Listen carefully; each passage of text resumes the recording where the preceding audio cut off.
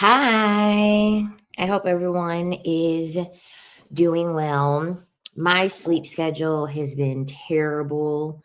If I'm low energy, that's kind of why I'm trying to get it together, y'all. I have everything in the link tree: glow melanin for skincare, womanizer for self pleasure, link to the spiritual channel on YouTube, link to the TikTok, and I have all of the codes for everything over on the link tree. So you'll find all of that in the description on my bio. That way I don't have to keep repeating it and boring y'all. Okay. And then, as usual, don't forget to like and subscribe. Okay, that's always appreciated. So, let's go on ahead and get into the topic for today. Happy Monday. Hi, everybody. Also, don't forget, say hi in the chat, hop in the chat, converse with everyone. Say hi. It's a good vibe over here in the chat. And then also, if you want a question or guaranteed question answered, going ahead and you could drop a super chat and you could ask something, or if you want to send a contribution or whatever. And there was Cash App there too. Okay. So anyway, let's get it going. Let's get it moving. So I want to talk about why you need to leave after you notice the first red flag. Obviously, I'm talking about this in regards to women that actually have the ability to leave if they're seeing a red flag. So, like, your finances are together. You have everything in motion where you could just easily leave, and it's not something that women do enough. And I want to talk about like why women don't leave after seeing the first red flag, in addition to why you need to leave after the first red flag, because it's life changing. It's life changing once you leave early. You're going to prevent a life of struggle the earlier you leave. You're going to have less regret in your life when you leave very early.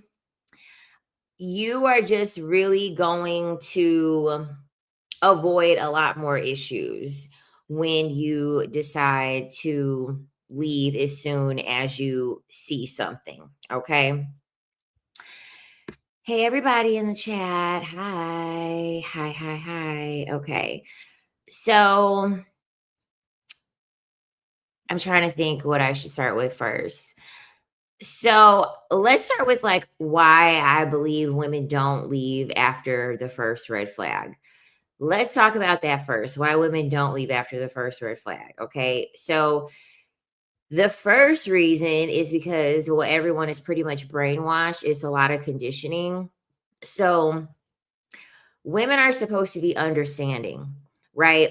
If you met a man and he had no house, no car, no job, you're supposed to be understanding of his situation. You're supposed to be willing to fix him and help him through that situation, even though they would never do it to you. Like, men care about beauty. You could come up to no man and be 600 pounds and have a pizza face full of acne, and he's going to be understanding of that. Like, no, no, no. Like, you don't understand. Like, you know, I can't afford my insulin and stuff like that, and my cortisol is high, and my thyroid is messed up, and I'm having a hormonal imbalance, so like that's the reason why I'm overweight like this, and this is the reason why I got all this acne. But I just need time, and I just need you to work with me. Yeah, no man is going to be understanding if that's your circumstance. A man isn't even going to know that you exist if you don't look like someone that he's interested in. Um, because they don't have to live by that standard of having to understand, and they're not conditioned to have to nurture somebody or fix somebody. Women, as young girls, you're supposed to be patient, you're supposed to be forgiving and accommodating, even when somebody is disrespecting you. So a lot of the time what happens is that women are just like, oh, like maybe he'll change, I'll give him more time. You just have to, women are constantly having to reassure themselves that the behavior is going to change. They're convinced that with enough time They're convinced that with enough time, everything is going to change eventually. She just has to hold out and she will reap the benefit of the investment that she put in, right? The next thing, too, a lot of it is trauma bonding.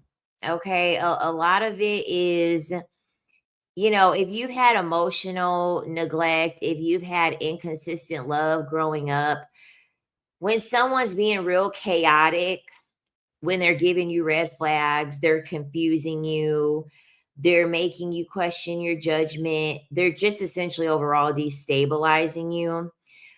That can mimic how your childhood was. That can mimic other attachment patterns that you've had in the past. So that confusion that you have, sometimes a lot of women think it's like a form of passion or a form of love. And so a lot of women look past red flags because it's their normal.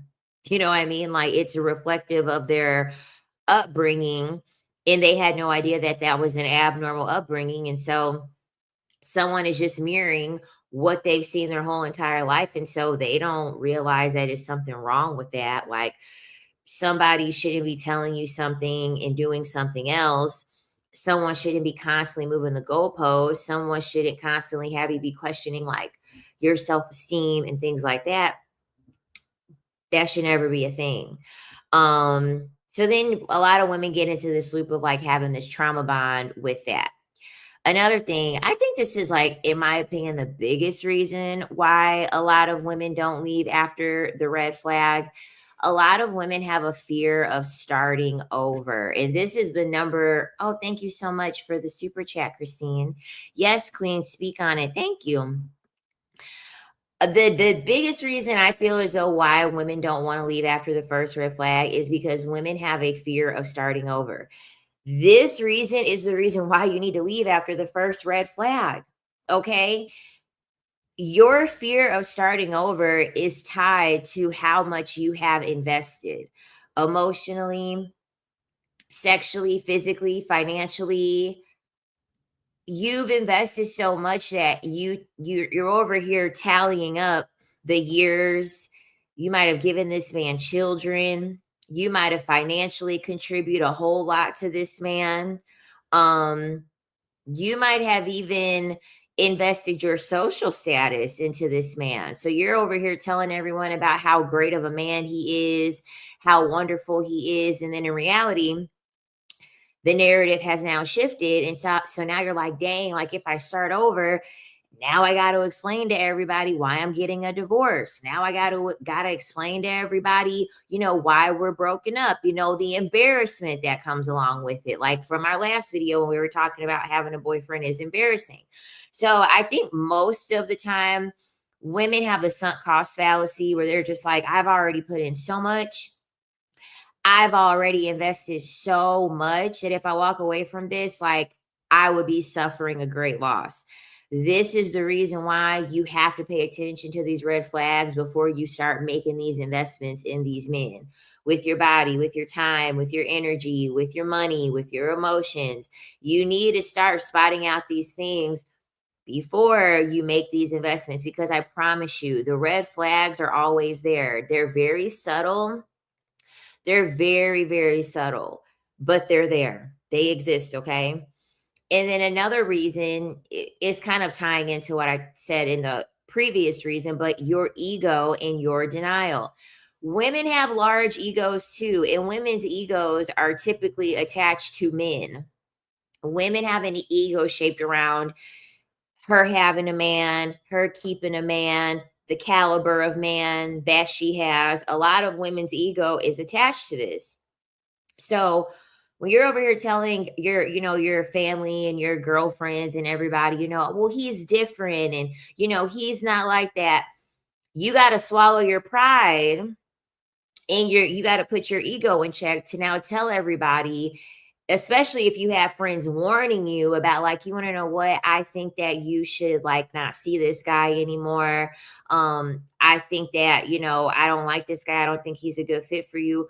Well, now once he has these red flags, you can't look past these red flags. Well, now you got to go back and you got to admit the fact that you were wrong. Now you got to go and admit the fact that you want to know what? I overlooked a lot of things and I had to pay the price in the process. And actually, all of these people were right. So a lot of women like to stay because they want to try to prove themselves right. Like their ego is attached. Like, no, like I have to be right about this situation with this man.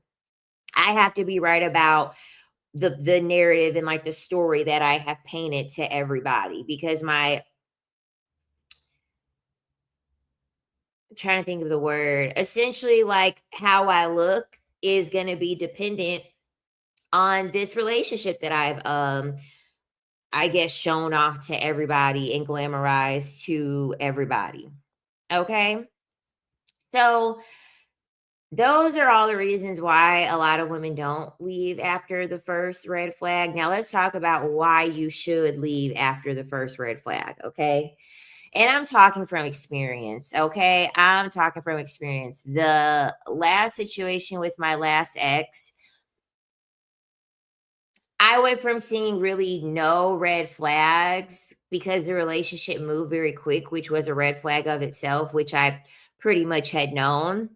But it was just red flag in quick succession. And so I was like, oh, well, I'm breaking up with you. Like, you know what I mean? And I broke up with him after like a month of being together, like maybe 6 to 8 weeks of being together. We weren't together that long at all because I had seen enough. So the biggest thing is that the first red flag is always like a preview. Like I think of it as like a trailer, you know, when you have a trailer for a movie. When you see the first red flag, that's a trailer, okay? It's not the full movie. And I also want women to not get into this whole it's not that deep mindset. A lot of people, and this is also another thing too, you also have to make sure that your discernment skills are on par. You got to make sure that your discernment is in tip top shape. Because the thing about it is that one thing that I've learned personally is that you can tell someone the situation that you're in, but another person cannot feel what you're feeling. Okay, that's very important. So if somebody comes to me, because like for instance, with my ex-boyfriend, I told my mom all the red flags, and my mom didn't see them as red flags because she was like, that's not that big of a deal. Like, I really wouldn't worry about that. But the thing about it is that the feeling that I had behind the experience that I was having when those things were playing out, that feeling wasn't comfortable. Okay. So on paper, when you're trying to explain things to people, a lot of people are gonna, it's not that deep you. They're gonna talk you down into saying it's not that deep. They didn't mean it that way. You know, they probably were tired. They probably were frustrated. They probably were confused. When you tell other people this, a lot of the time they're going to reduce it down to it's not that deep. It is so important that you have your discernment and you trust your intuition when it comes to things like this. Because sometimes it's not only yourself that'll keep you in these situations, sometimes it'll be the advice of other people that will make you feel as though you're crazy, and that will make you feel like you're doing the most because you're questioning these types of things, you know. And if they see that this man has like a lot of money, or they see that this man is giving you a type of lifestyle, of course they're going to sit here and say, oh, it's not that deep, because in their brain they're thinking like, oh, well, he's taking care of you, he's giving you money, he's doing this, he's doing that. You know what I mean? Like, you should be grateful. You know what I mean? You'll have a lot of people that will also tell you that, you know, because they're just looking at the benefits of what you can get. They're not looking at anything else. They're not looking at any types of negatives in the fact, because they're looking at the fact of, you have something that I want. And so you should be grateful, and you should just overlook everything that you're feeling that might be negatively impacting you. So I say all that to say that, like, very small thing that you brushed off, you know, in month one. And the thing about it is that, like, you know, when you question, like, I feel like this, when someone says something or they do something and you have to question it, In my opinion, that's already a red flag. I'm going to be honest. That's already a red flag to me. When somebody does something and like I'm playing the conversation back after I have, finished spending time with that person, and I I I replay it back in my head and I'm like, I wonder what they meant by that. Or I wonder why they said that. Or I wonder why they acted like that. That's that small sign that you're getting. The flag isn't red yet. It's like a pink flag. When you're in hindsight thinking about a conversation or something that the person said or did, that's your pink flag. That's your pink flag to let you know, okay, you need to put a pin in that and you need to start paying attention to that. And then go from there, and you'll see very quickly the pink flag is going to turn red so quick. It's a soft launch. It's a soft launch of chaos, and then eventually you're going to have like the full movie 6 months later if you decide to stick around with this person. The red flags, they're just going to evolve and get bigger and deeper. So like the second that you see a man showing like he's dishonest, he's inconsistent, he's disrespectful, he has no emotional maturity, you've seen who he really is. And the thing about it is that even when you call men out on this behavior, men are always going to take accountability. This is what men count as taking accountability. Okay. And I feel like this is really important. Men consider taking accountability by admitting the fact that they've done something, making an excuse for it, and then never changing their behavior. Okay, that's what they deem to be. That's what they deem. Because the thing about it is that accountability is simply admitting that you're wrong. Accountability doesn't mean change behavior. Okay, accountability does not mean change behavior. So, a lot of women, when you call out these red flags, the man will admit, he'll say, "You want to know what I was wrong? You want to know what I called you a bitch. You want to know what I shouldn't have called you a bitch, but you want to know what I have been working late and I have been busy and I have been tired and it just kind of slipped out. They'll acknowledge it and then they'll make an excuse for it too. And then next thing you know, you're going to have another argument and he's over here calling you the B word again. And then it's going to go from the B word to even more mean things that they're calling you or whatever. So I actually watched a TikTok video with a woman talking about this.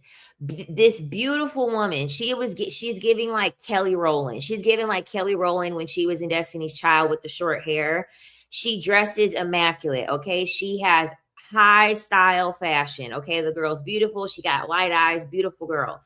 She made a video on TikTok and she said that I want to tell y'all this situation about a man and I would like for y'all to give me your opinion.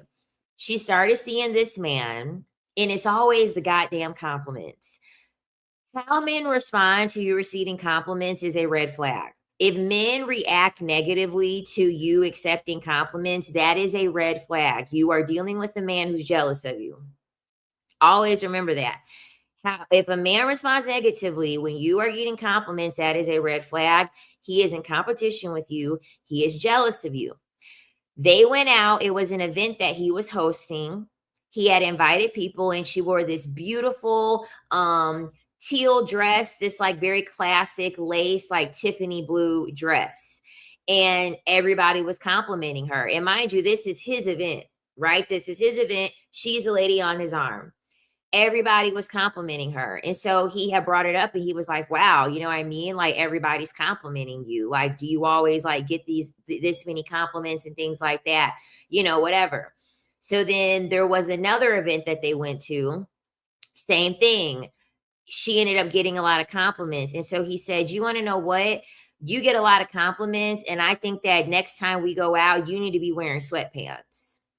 You need to be wearing sweatpants.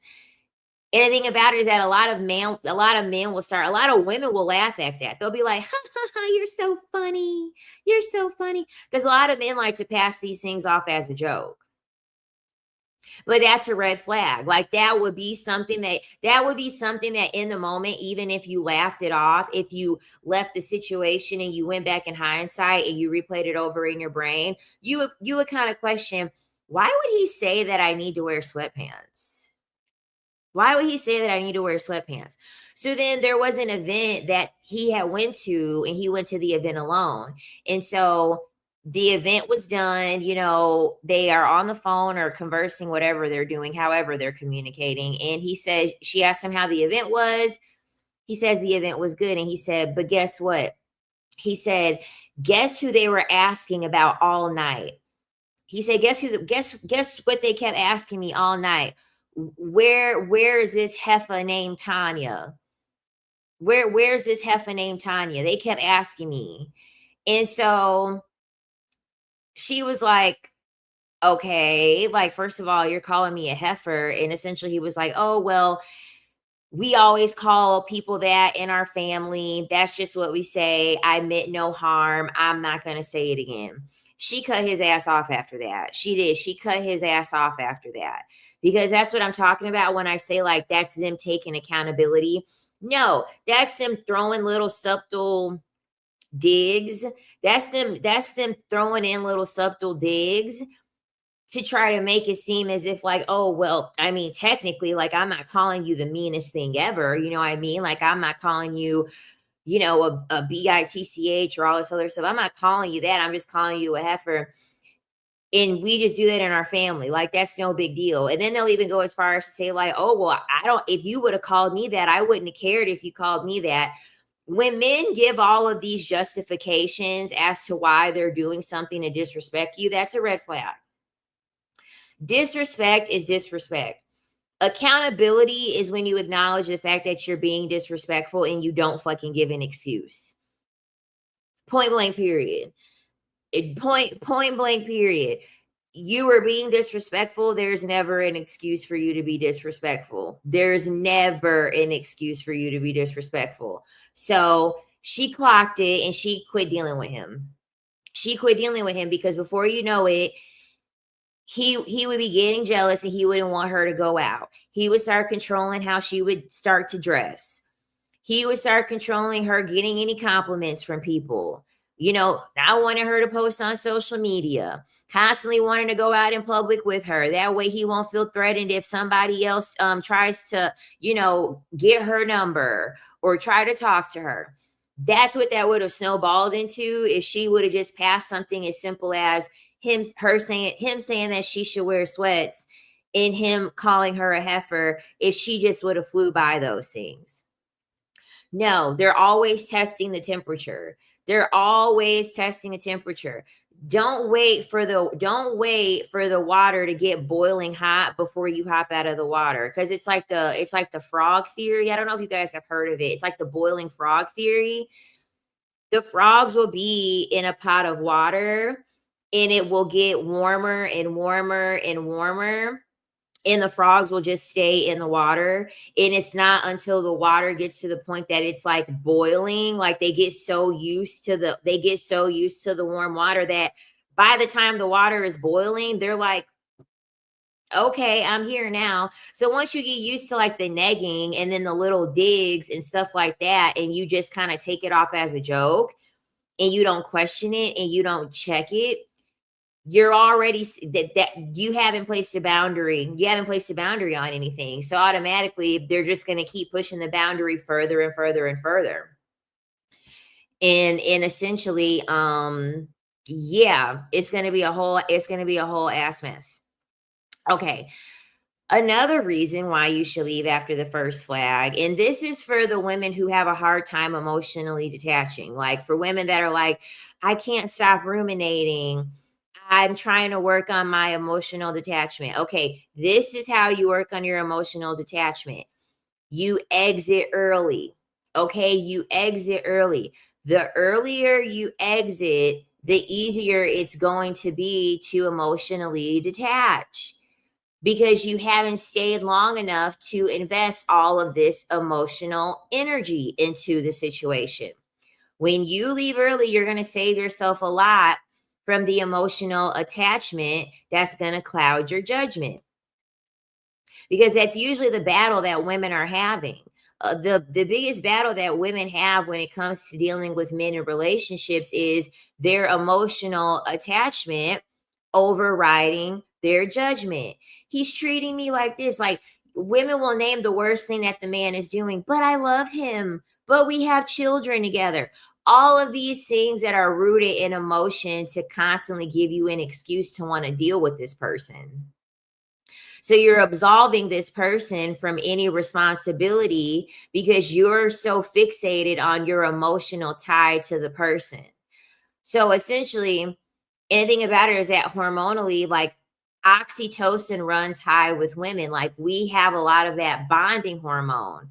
So it makes it way easier for us to bond with men as opposed to it being the reciprocal.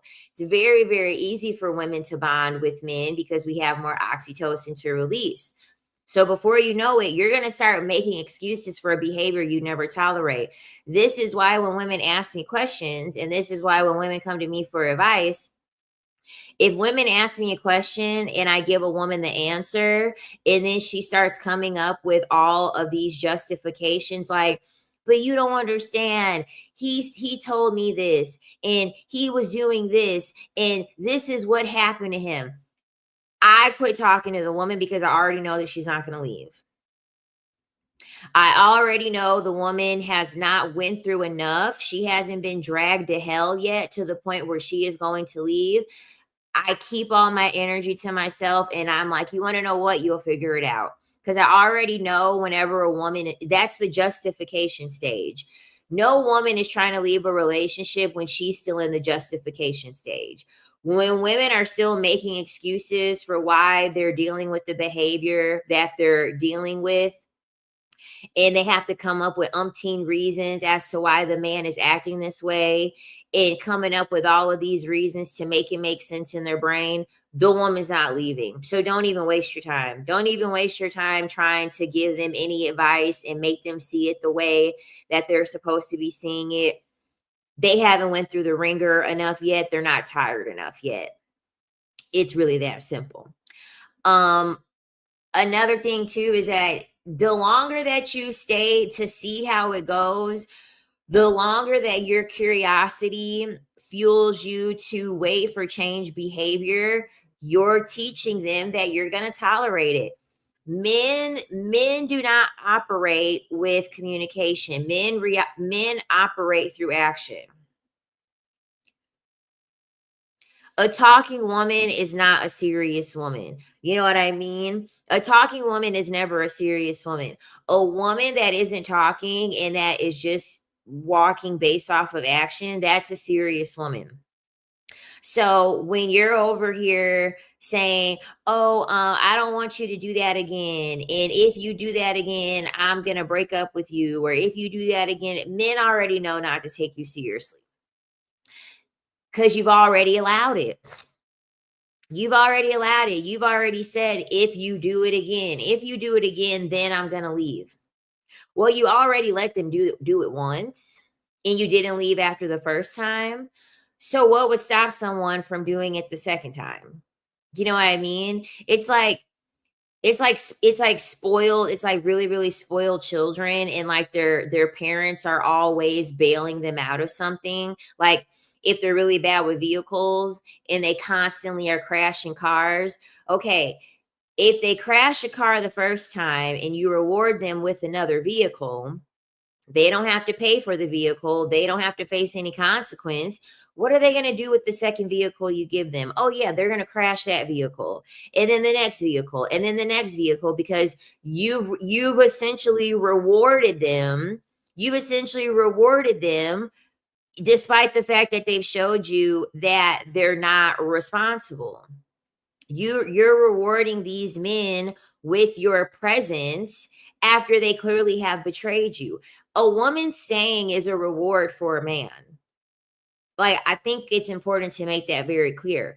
A woman staying is a reward for a man.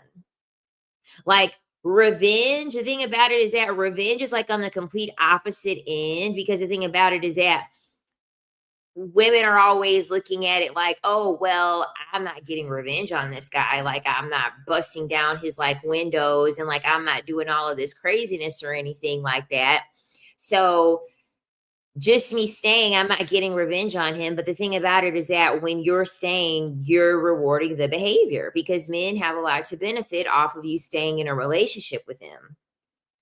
They have a lot to benefit. So you just simply staying and allowing the behavior, it's a reward for them.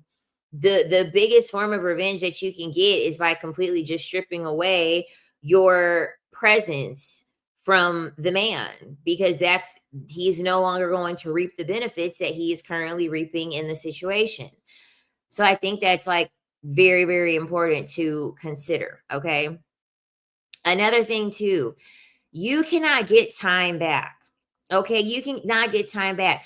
Don't let these men pity you. Don't let these men pity you into the sob stories of them feeling like they've been used because they spent money on you.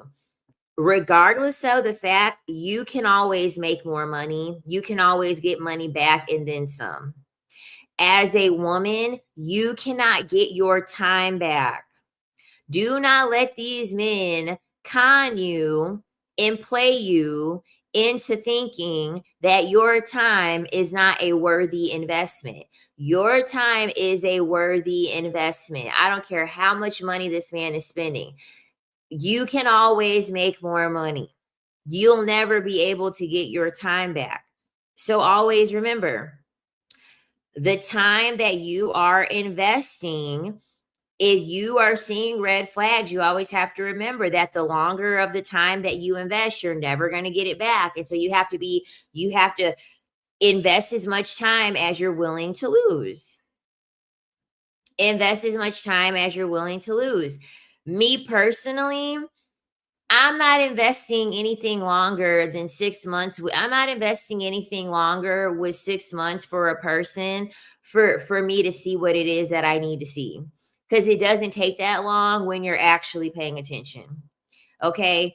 It doesn't take that long when you're actually paying attention. This is why these men saying that, oh, we need to be dating for X amount of years before we get together. They're over here giving you some long extended time before they want to marry, or they're being vague about how long they want to be in a relationship before they get married. They know what they're doing. They know that if they waste your time and they waste enough of your time, you're not going anywhere, because they understand that she's invested 5 years of her time. She has no ring. She's already given me children. She's already given me her money going 50-50. Why would she leave now? She's already invested her time and she can't get it back. And men know this. This is why they're constantly talking about age. They're constantly talking about time, because they understand that it is something that you can't get back. And it's the number one form of investment that men are looking for. Men are looking for you to invest your time. This is why situationships got so popular for men. Situationships are highly beneficial for men because they give women the selling point of a buy-in. They give women the selling point of buy in with your time, buy in with your body, buy in with your time and with your body. And then based off of those things, then I'll let you know if that'll be enough for me to get in a relationship with you. So then here you are, a year, 2 year, 3 year, 4 year, investing your time and investing your body. And now you're in too deep. Now you're in too deep in this situationship because you're like, fuck, man. Like, because a lot of y'all don't even be entertaining other people while you're in a situationship. So now you've cut off all options. You've cut off everybody for a situationship while investing your time. If this man understands that she's invested enough of her time, she's going to be, she rather at this point just have the situationship than to take the L of having to face the realization that she wasted her time. That's really what it comes down to. You rather just take what you got, because you don't want to sit down with the loss of realizing that you didn't gain anything and all you did was lose time and lose opportunity to go deal with other people, because you thought it would be a good idea to invest your time in your body long term for someone. That's what they want you to do. That's what they want you to do.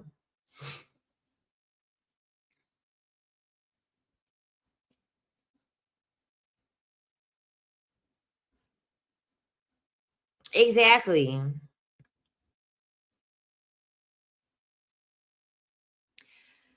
Another thing too, um,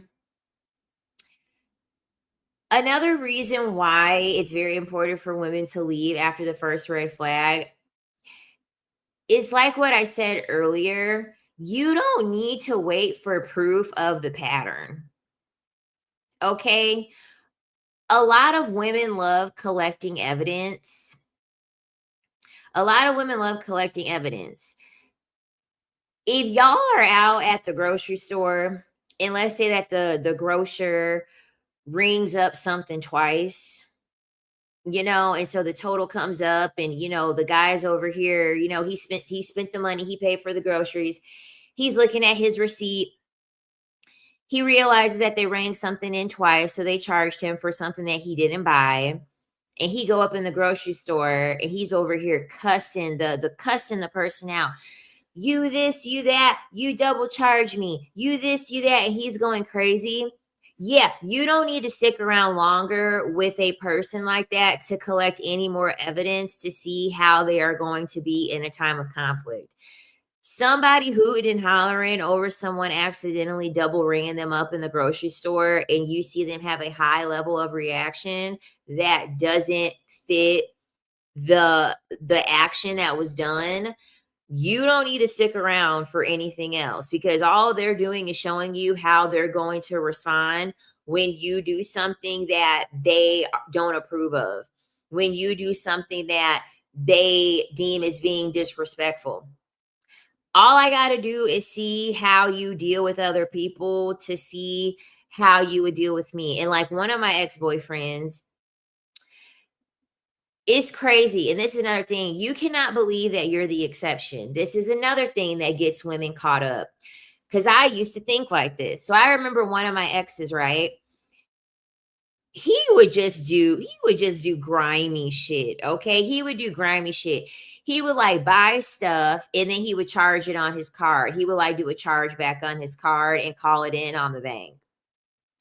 And when he wouldn't get his way, he would be like getting angry and like having this real mean tone with the people that were on the other end of the phone. He was really, really mean to like phone customer representatives. And I get it. I get it. Especially if it's someone they don't speak the language, they don't, you know what I mean? It could be very frustrating, but the level of anger I would hear in his voice, I used to always like ask myself, like, I can't believe that he's talking to the person like that. You know what I mean? Especially with me knowing what he was talking to the person about. Like, I remember one time he was trying to handle something for me on the phone. And, they ask security questions like your SSN and things like that. And so I was busy doing something. I think I was in the shower or something. And so he got an attitude with the phone representative because he was like, well, why are you asking me those questions or whatever? Like, I told you that I'm the one that like knows these things, but my girlfriend is busy. She can't answer the security questions. And the lady's like, you need to get her on the phone so she can answer the security questions. Like, I can't give this information and you don't know how to answer the security questions and you're over here trying to help her. Like, he was getting angry and upset with the people on the phone. And so I was young, I was naive at the time. And so I would hear him be angry and it would be so distasteful and I would be so turned off at how disrespectful he would be. And then I remember thinking in my head, like, oh, he's not going to be mean to me like that. He's not going to be disrespectful to me like that. Like, he's not going to talk to me like that. You know what I mean? I remember having like that exception mindset when we were in the relationship. And lo and behold, as you can imagine, what fucking happened in the relationship? He got to talking to me just like he got to talking to them goddamn people on the customer service on the phone line. He started talking to me exactly like how he was talking to those people whenever he was in a bad mood. So, how they're treating other people, how they're talking to other people, even if it's in the slightest manner, even if it's in the smallest manner, I'm telling you, it's setting the precedence on how they're going to treat you. And I told y'all that with my last ex-boyfriend, that was one of the red flags I noticed. The one I went to Mexico with, And he was trying to tell the lady in Mexico that had her food truck that she didn't know how to make the authentic tacos, and she didn't know what she was doing, and that's not how you make the tacos in Mexico City, even though we're in Tulum, Mexico. Yeah, I took the situation from the ex before that ex, how he was talking to people on the phone, and apply that to the situation of how this guy was talking to the lady at the taco truck, and was like, okay, this is one of my signs to exit. This is one of my signs to exit, because it was unwarranted. It was unwarranted just for his fat ass to be happy with how it tasted. Just for his fat ass to be happy with how the food tasted. I'm like, you over here, you talking to this lady all crazy, giving her a hard time because she's not making tacos like the way it was from your native place. You ain't in your native place. You're not in Mexico City. You're in Tulum, Mexico. And you're over here trying to vilify this woman for how she made tacos, just for your fat ass to be like, oh, yeah, these tacos are good. Like, no. And I called his ass out on that shit too. I call his ass out. I'm like, who are you to be coming up to someone's food truck telling them that they don't know how to make the taco? That's not how you make the taco. Like, yada, yada, yada. Like, at least you could have came from a point of curiosity.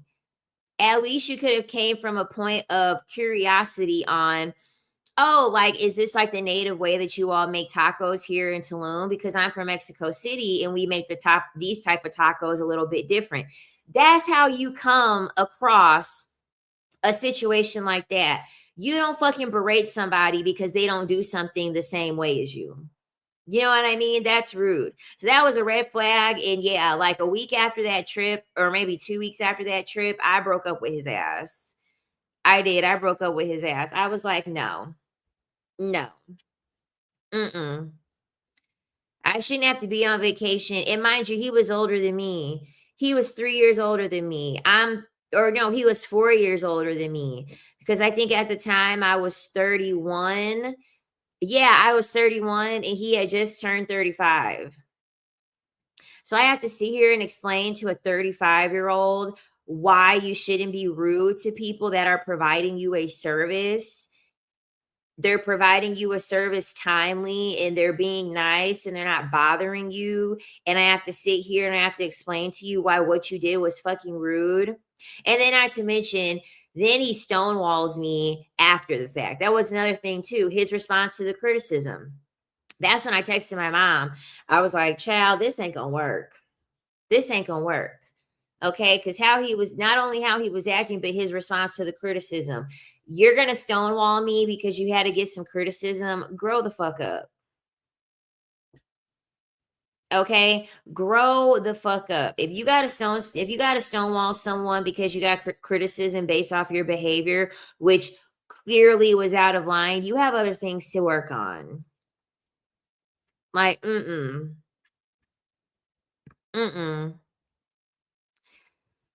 Another thing too, about leaving after you notice the first red flag.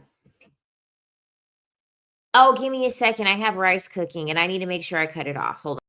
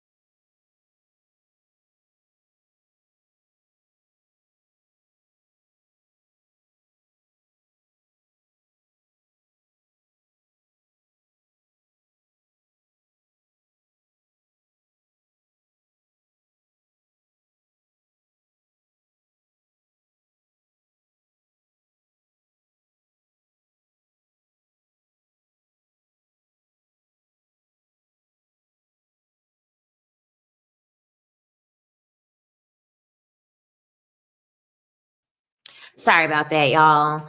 Um I still got to get up and check the rice again because I completely forgot. that I didn't put an extra half a cup in there. So I have to cook the rice down and I had to drain the goddamn water out of there. Anyway, what was I going to say? My next thing. Oh, okay. A big thing too with leaving after the first red flag, okay? A lot of women are addicted to the cycle of confusion. Okay, a lot of women are addicted to the cycle of confusion. The number one way that a man is going to waste your time is he is going to confuse you, because confusion creates a game and confusion keeps your mind busy. Because a lot of women deal with men because they're bored. Okay, let's just be real. A lot of women deal with men because they're fucking bored. They don't have any friends, they don't have a hobby, they don't have anything going for themselves. And so a lot of them get bored and they're like, you want to know what? I'm bored. Let me just go get on a dating app. Let me go freestyle and go look for a man to talk to. They're bored. So what happens is that they have this confusion where a man will be telling her, oh, I like you. I just need to know a little bit more about you. I need to spend a little bit more time with you. And then I feel like you're somebody that I'm going to take seriously. And then he'll ghost you. You'll be like, I want flowers. Yeah, I'm going to get you flowers. Y'all meet up. He don't get you no flowers. Well, I was thinking about getting you flowers. So now you're here like, okay, he's telling me that he likes me. He's telling me that he sees me as someone that he wants to take seriously, but yet he's not texting me back. Or this is how they trap y'all in situationships. This is how they trap y'all in situationships. They'll take you out on the dates. They'll invite you to the family. They'll bring you around their friends. They'll do all the things necessary, but they won't have the stamp of the commitment to match. And so now you have a gap. Now you have a gap.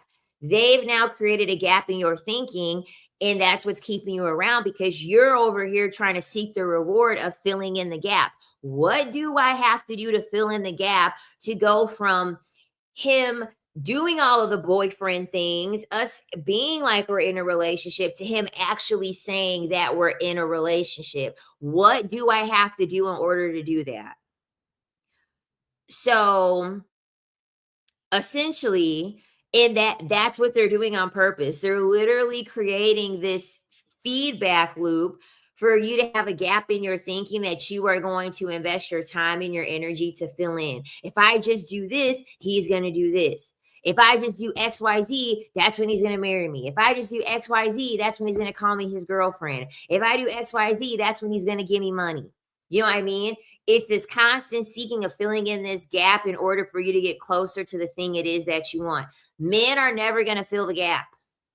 Men are never going to fill the gap. So guess what? Once you leave after the first red flag, I'm telling you, you have to get used to having clarity. You have to get used to having clarity as opposed to being on this cycle of confusion and trying to shorten the gap of your level of confusion. You don't have to be confused about something once you're no longer in the picture. You want to be a girlfriend.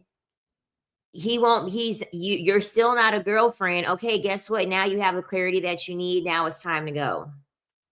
Instead of being like, I'll do, like I said before, it's like gambling. Okay, it's like gambling. All right. They going ahead and you put enough money in, and boom, going like you say, you want to know what? Yes, I ended up winning a little bit of money. Wonderful. Let me invest some more money. So now you've invested double the amount of money that you gave the first time, because you're like, okay, I got a reward. I'm going to keep investing so that way I can seek another reward. There's no clarity in that, because you don't know when you're going to get another reward again. You have no idea.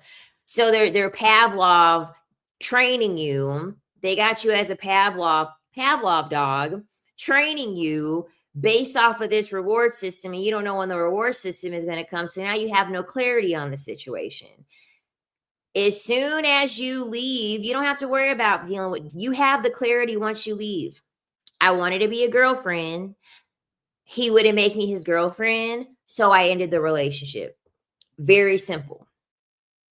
Very simple. You don't need to stick around over you don't need to stick around over time needed for someone to make you a girlfriend or make you a wife or not disrespect you, not put their hands on you, not be a shitty person. Okay? You don't need to invest all of your time and your energy in order for that to happen. Honestly. Honestly.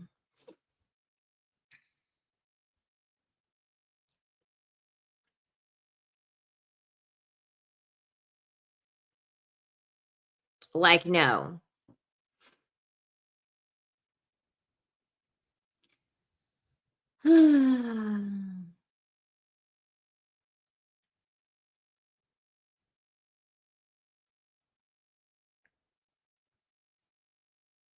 She said I act insane when the honeymoon phase is over, so they go away and don't come back when their next few relationships fails. It works every single time. I haven't had a stalker for years. That's exactly what I do. I went to my ex's store and I literally acted like a crazy lady. He was so excited to see me. He was so excited to see me because he thought I fell for the okey doke, but I didn't trust him. I did not trust him after I broke up with him.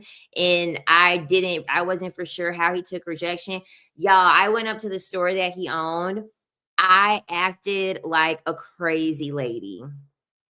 I acted like a crazy lady. I was screaming all up in that place. I was flailing around like a crazy person. Yeah, we've never talked since. Acting crazy, oh my god, acting crazy will alleviate you from a lot of problems in life with men. Act crazy. If they're getting obsessive, you got to get 2 times more obsessive with them. If they're stalking you and harassing you, call their phone constantly.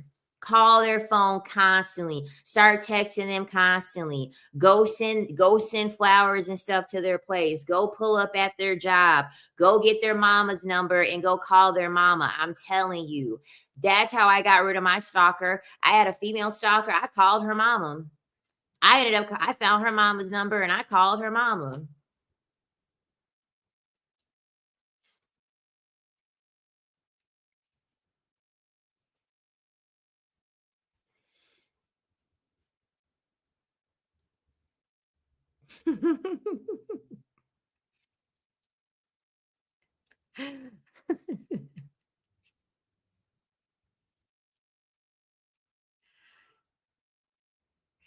I was given $20 after a day. I'm still young. Don't know if I should be grateful or bored. I feel bored for it. That's how I am. I'm past the freestyle stage because no man can give me the amount of money that I'm worth, and no man can give me the amount of money that I could easily make on my own. So I'm at the point in my life where freestyling is boring for me. It's not something that excites me, but also I was a stripper and I've been given money by men my whole life.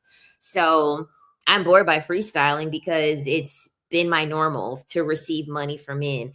When you're dating for love and you're not caring about money, yes, it's going to be exciting. It's going to be exciting to freestyle. Once you've done it long enough and you've gotten the money from men, chow, is boring as hell. It's boring as hell. The money don't even be worth it, especially what these men are offering, chow. Most women share way too much initially with a man, and he uses all that info to create confusion in their head so that 15 years later they are there. Exactly. Just be vague. They don't need to know about all that stuff. Honestly. How do you ask for money on the date, or do you just tell them up front? I've never had to ask a man for money. Me personally, I've never had to ask a man for money. Um, essentially, I talk about it on the Patreon, okay? Essentially, you have to give them the art of suggestion. You look like if a man is bragging to you, if a man is bragging to you about how much money he has, if a man is bragging to you about how successful he is, you got to have him put his money where his mouth is. I'm sure a successful man like you wouldn't mind buying me a drink. I'm sure a generous man like you wouldn't mind taking me out to go shopping. You have to give them the artist suggestion because if their ego is attached to their level of success, and if their ego is attached to how a woman, if you're a very beautiful woman, views them, they're going to give you money. It's not seductive to ask a man for money. I talk about that on the Patreon, but I don't believe in just saying, my bills is due. Can you give me some money? That's not seductive. Okay. No one's, you can, of course, ask and you might go on ahead and get the money, but there's a level of like manipulation and seduction that has to go into it that is going to be, it's going to give you a higher return on your investment instead of just saying, I want some money. Like, you see homeless people on the street do that shit every day. You see homeless people with a sign asking for money every day. Ain't nobody pulling up to them giving them money because they're out on the side of the road with a sign on. Like, that's how I view just outright asking men for money. It's like you have a homeless sign saying, hungry, hungry, starving, tired, I need money. Please donate to the needy. It's not seductive. That's not how you get men to give you money. You have to use the art of suggestion and you have to use levels of manipulation to make them want to give you the money. That woman stalked you because she was attracted to you. They are not going to stalk someone ugly, girl. I heard that.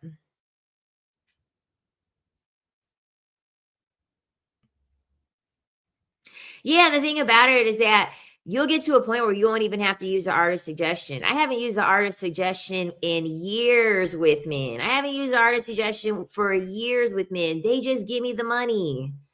They just give me the money because you have that energy. You have that energy that men look at you and they already know, I can't even breathe next to her without having to pay for something. She's not going to even let me share the same air as her if I don't fucking pay for something. Oh, once you're a wife, you should be getting money every time you open up your legs. You should be getting money every time you cook a meal. You should be getting money for everything. When you're a wife, you got no choice but to ask for money because you can only ask one man for you only have one supply to be able to get money from. I mean, maybe you could have others, but overall you only have one supply. So as a wife, you really got no choice but to ask. But I'm not married, so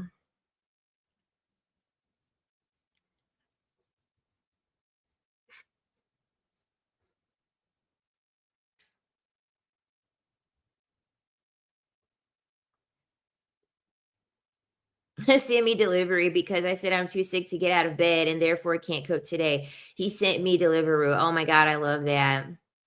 Oh my god, I remember for a while these men was keeping me fed. I would have one guy that would come up to my work. He would ask me what I would want to eat for work and he would literally hand deliver it. He would hand deliver. He would literally leave his job and hand deliver me the food to eat.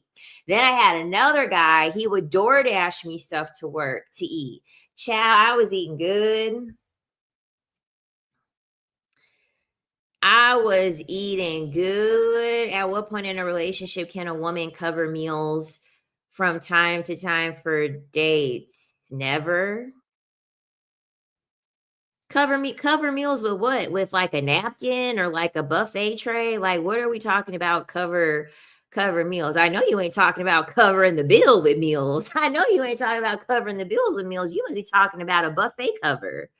You must be talking about a buffet cover. You gotta be.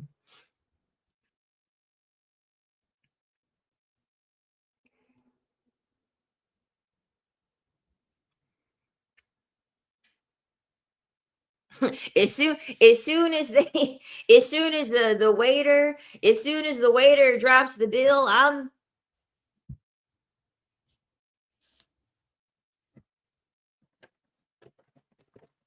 not even looking in his direction once the bill comes. Okay, I'm looking elsewhere. I'm keeping myself occupied.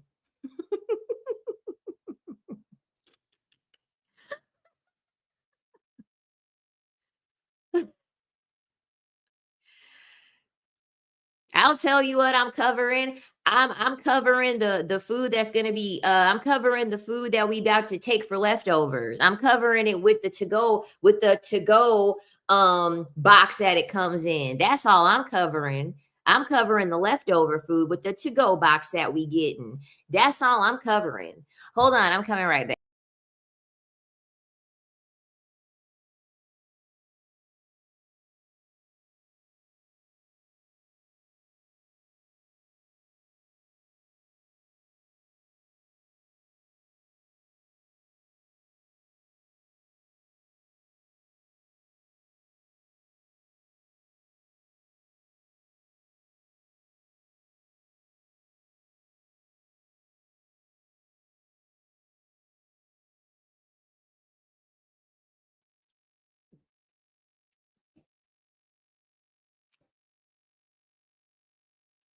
See, so this guy asking me to pay is already a red flag. Hell yeah, I've never paid on a date. I've never paid to eat. That's outlandish. That's outlandish. That's crazy. A man asking for you to pay on a date shouldn't be dating nobody. I'm sorry. A man wanting a woman to pay on a date shouldn't be dating nobody. That's crazy.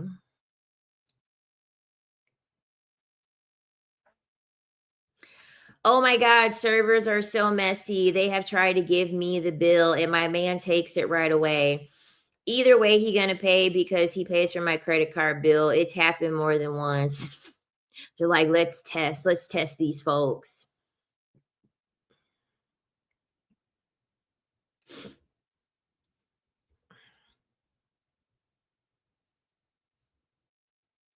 Yeah, I've never paid on a date. Shoot, when you see the bill come, go run to the bathroom.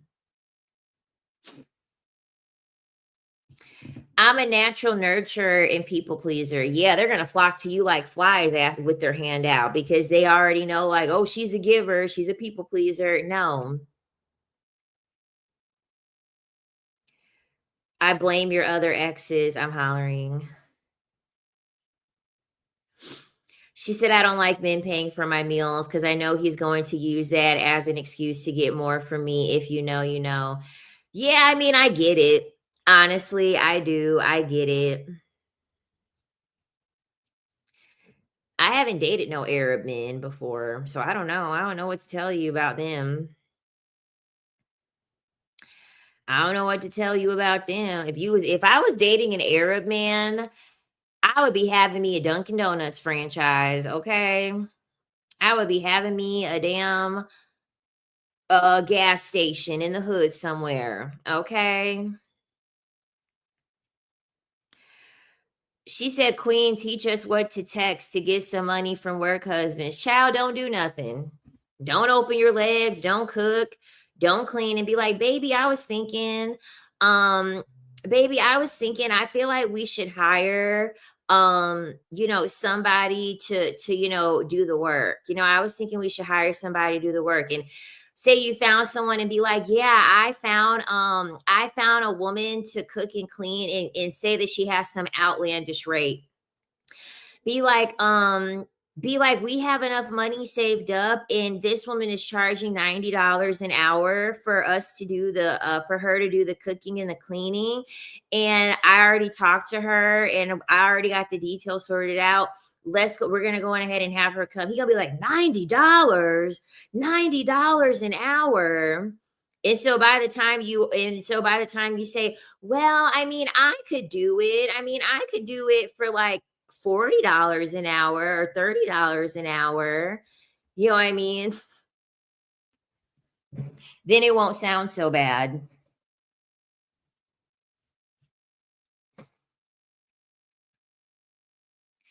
Why does he claim to want a relationship then? Like, is it just for access to me? Yeah, he want a relationship with you because he can already tell you're a nurturer and you're a people pleaser. That's like the number one way that men, that's like the number one quality that men want. They want a people pleaser because they know that you're going to just abandon yourself to make them happy.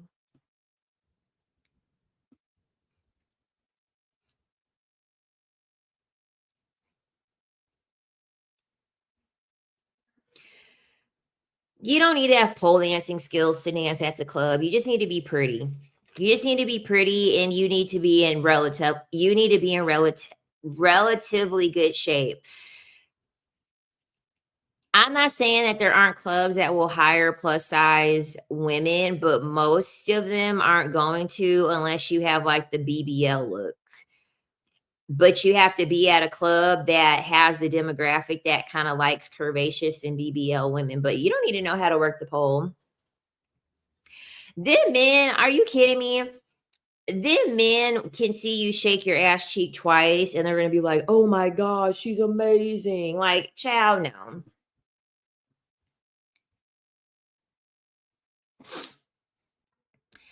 I found a good man, but he's underemployed. Generous with me, but obviously struggles. Should I leave?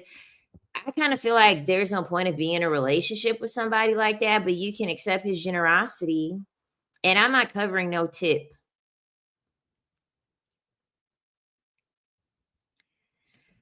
I ain't covering no tip at the when we're eating someplace.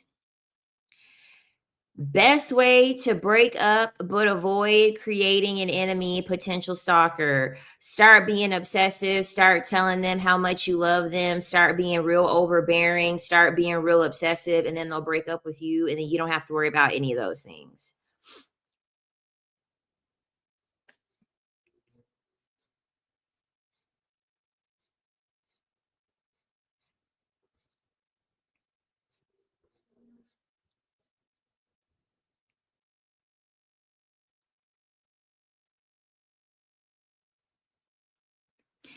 And honestly, you can test the temperature. You can test the temperature on how a man is going to handle rejection.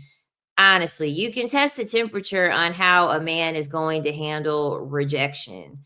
Um,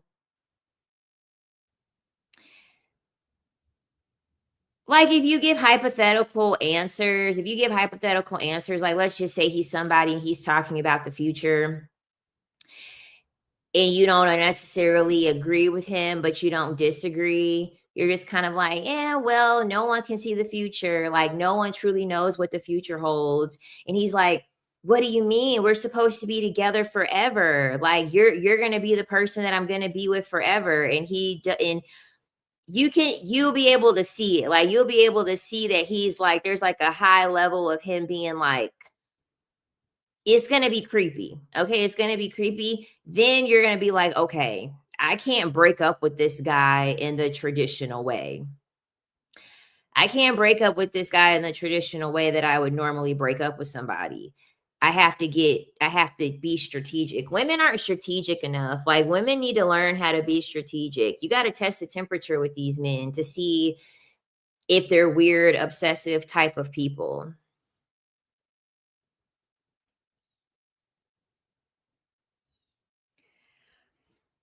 What if they were colleagues and they know people you know? Is there an amicable way to break up slash no drama way to F off? There's no guarantee way, honestly. There's no guaranteed way that you be able to prevent that from happening because you're not going to know how they're going to take the breakup and you don't know if they're going to victimize. You don't know if they're going to be the victim. And the thing about it too is you don't know at the end of the day, if it's a colleague and they know people that you know, people will never admit it, but people have favorites. So whenever there are two people in a relationship and y'all know the same people, they're never going to admit it, but there are groups of people. Some of them like you more, some of them like the other person more. Right. So, regardless, if you're outnumbered on the people that already like him more, as opposed to them liking you more, it ain't going to matter how you break up with him because they're going to paint a picture that you're the crazy one. Right. These people already have it in their brain. I'm telling you, no matter how you break up with a person, the people that y'all know, they already have a favorite out of the both of y'all. Okay. Point blank, period. They already have somebody that they're taking sides with. Queen, what is the best way to show appreciation to a man to acknowledge that you're grateful by staying in the relationship?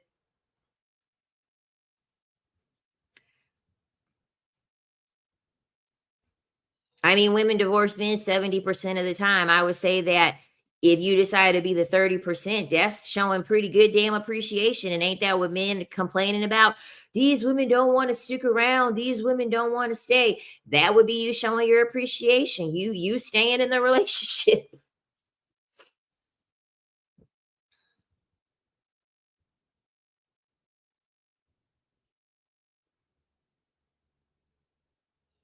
That's what men say, right?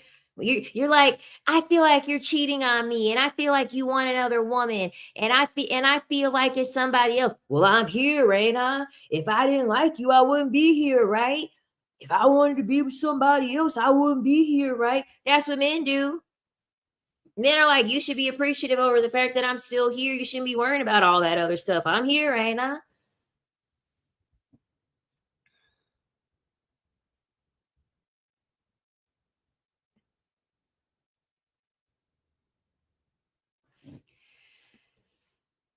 The club is going to fluctuate. Okay. You're an independent contractor once you work in the club. So you're an independent contractor in the club. So it's going to be based off of several things. If you work day shift, if you work night shift, if you get regulars, what days of the week that you work, it's going to fluctuate.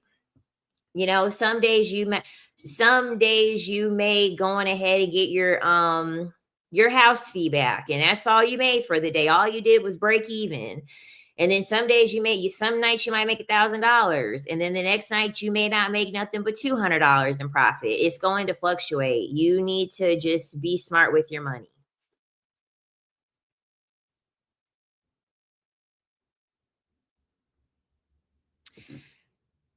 If you are overly giving to a man, no, you can't flip the dynamic. You can't flip the dynamic. They have to be the first one and the only one to invest. If you start investing, men are not going to wake up one day and say, I need to pay her back for investing, because you already started investing and you've already shown them that they're the prize by them not having to invest anything. So, no, cut your losses and go find somebody else.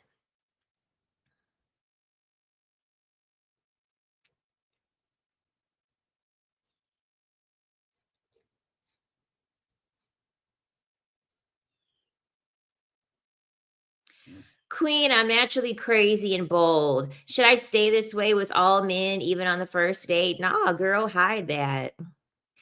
Hide that and weaponize that. Hide that and weaponize that behavior when you want them to buy you something, or you want them to give you money, or you don't want them to be a stalker or a harasser. You gotta hide stuff like that and then use it to your benefit. Yeah, they're gonna be like, damn, she seems so innocent. She seems so chill. She seems so calm. I didn't know she was fucking crazy like that. And then he's gonna start thinking twice. He's gonna be like, what else don't I know about her? Like, you gotta be mysterious. Like, you just can't show all your cards and all your personalities at the beginning. You gotta know when to like show that type of stuff to get what you want.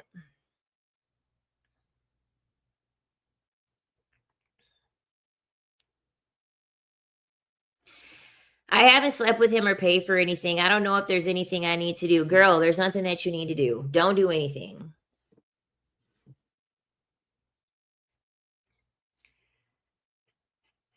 Don't do anything.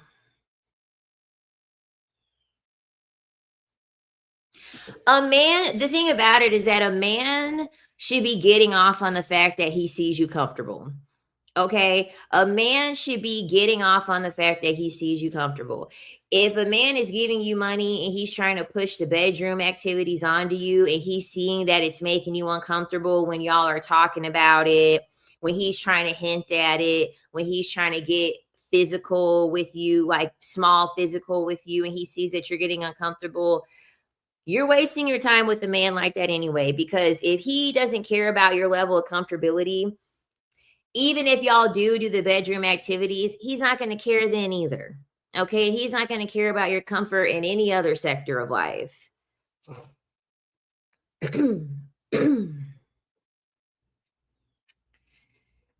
Is there a good way to ask him about his finances to see if he will be a good provider, uh, just based off of receiving? You don't need to ask him no questions about that. Is he providing or not? Is he providing or not? That's the only way to know. Is he providing or not? Is he spending money or not?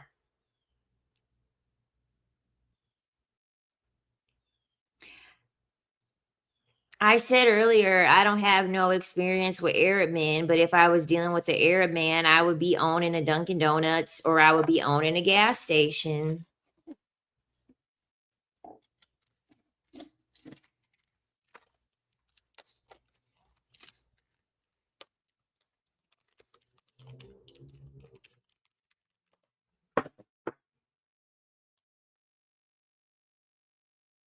They don't call it Arab money for no reason.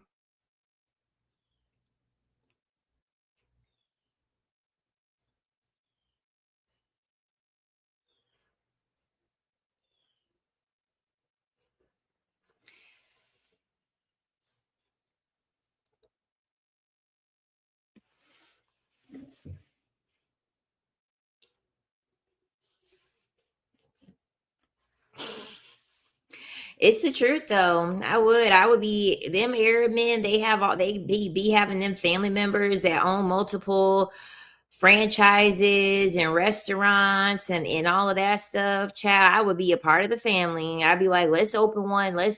Can we open up one of these? Ahmad, can we open up one of these Dunkin' Donuts, please?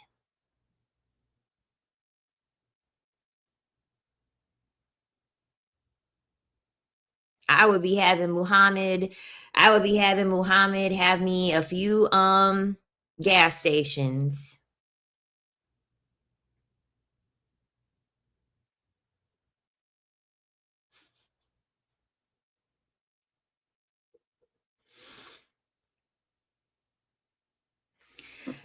Let me see what else I have for red flags.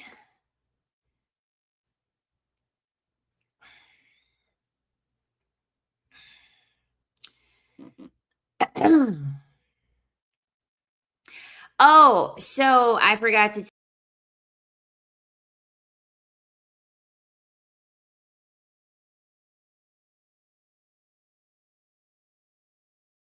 about that. Hold on. Melissa, you recommended The Gift of Fear. I've been reading The Gift of Fear. Um, you're another big thing with red flags too is your nervous system. Okay, your nervous system is like very, very important when it comes to these red flags. It's what I talked about earlier. Okay, it could be something on paper, or you could be explaining your situation to another person, and they may convince you that it's really not that deep and that you don't have anything to worry about. But in the situation with this person, they're never going to feel the things that you feel, regardless of what's on paper. And that is so important. That is so important. Okay. I would not you No one knows you better than you, and no one is ever going to know your lived experience that you're having more than you. Okay. No one is ever going to know that more than you. So, like these red flags, sometimes the red flags, they can be passed off as something small. He was joking. He was in a bad mood. He didn't know what he was doing. And when in reality, you're having a visceral response to the comment that he made, or the look that he gave you. You know what I mean? Looks are very important when it comes to men's reactions, especially when they say something and then they look a different way. That's very, very important. Like if a man is telling you, like, let's say that you were dressing a little bit hoish, okay? It ain't nothing wrong with that, but let's just say you were dressing like a little bit hoish and you went out with the girls or whatever. And let's say you went out before your man wasn't home and you went out. So he's home now and you're back in from night with the girls and he see what you got on or whatever. So let's just say he's like, you went out wearing that? And you're like, yeah, I went out wearing this. What's wrong with it? And so he's looking at you and he's like, he says nothing, but he says nothing. When you just hear nothing, it sounds, nothing. Nothing's wrong with what you're wearing. Nothing's wrong with what you're wearing. The face won't fucking match what they're saying. The face won't match the way that the word came out. Yeah, that's a red flag. Okay, that's a red flag. I pay such close attention to the faces that men make because they really do signal off things to you that you should be paying attention to. Okay. The face is never ever going to lie. The face is never ever going to lie. I don't care what the fuck is coming out of their mouth. I don't care how sweet they sound or how nice they sound. When they start giving me like facial cues where like they're scrunching in, like they're like angry, like scrunching in, like, and they have a lot of lines in their forehead while they're talking to me, they're pissed off. They're angry despite what it is that they're telling me. That's dangerous. That's dangerous. And their voice, you definitely can hear it. You definitely can hear it in their voice, even when they're like joking. You know what I mean? What the point that I'm trying to make is that a lot of the time, men are it's they're going to make it seem as if both things don't match. So they're going to say something disrespectful, but they're going to pass it off as a joke. They're going to say that they're going to try to control you in some form or fashion, but they're telling you that they're doing it for your protection. Like they're going to constantly, like I said, it's confusion, it's destabilization. They're doing something and saying something, but the intention behind it isn't matching. And you can see that the intention isn't matching based off of their tone of voice, their facial expression. um Things just won't match. Okay, that's very, very important, because a lot of men will throw you off. That A lot of men will throw you off with that stuff. Yeah, nonverbal communication is like, oh, nonver a lot of women think communication is through your voice. No, people lie. People lie, and people will tell you anything that you want to hear. Men are relying on women to trust their verbal communication. Verbal communication will never be able to get you as far as nonverbal communication. Nonverbal communication will save your life. Nonverbal communication is going to save you a lot of time. Okay, it's not. Y'all know the tabloids, right? Y'all know the tabloids, and they're like, oh yeah, Justin Timberlake with that like black or biracial actress that he was with, they were all cuddled up. That's how the tabloids get all these like affairs and stuff like that, because they see the fucking the body language. Um A-list actress getting cozy with A-list actor. You know what I mean? They're paying attention to the body language and taking a picture of it, because they understand that the body language is going to paint its own picture. They don't got to come out on the top tabloids and say, yeah, I'm having sex with this person. Yeah, I'm dating this person. You can see it in the body language. You can see it in the body language. They don't need to come out and tell you that that's what they're doing. What do you think private investigators are for? Private investigators are there to take pictures of evidence based off of body language and based off of the time spent with other people, because the person ain't going to tell you, oh, yeah, I'm cheating on you. I'm cheating on you with Sally from work, the secretary. Like, they're never going to tell you that stuff. They're going to give you all these inconsistencies and, oh, I'm working late, but he's smiling at his phone. He looking at his phone, smiling. Why are you, oh, we just closed a big deal at work. I'm so excited. You ain't never been that excited to work a day in your goddamn life. Like, you ain't that happy over no goddamn work project. You texting somebody in that phone.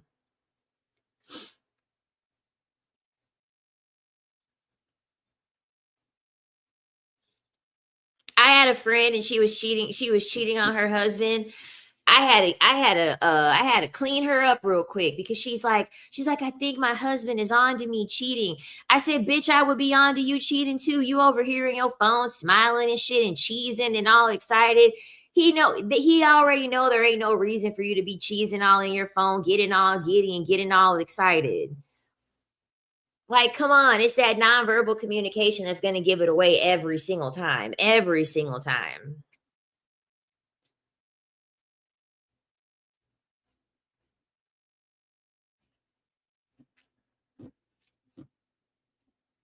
They be thinking that their words is going to carry them. No, not over here, side.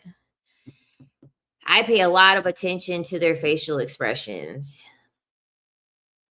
And I pay a lot of attention to their eyes. I'm really big on eyes, like really, really big on eyes.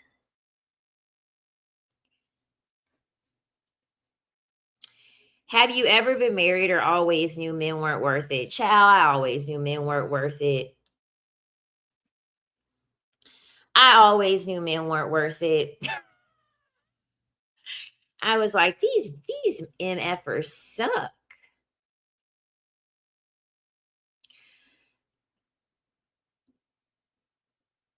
Queen, do you feel like men care about cheating? I always feel like deep down they don't, at least not as much as women. Child, I don't really think that they care.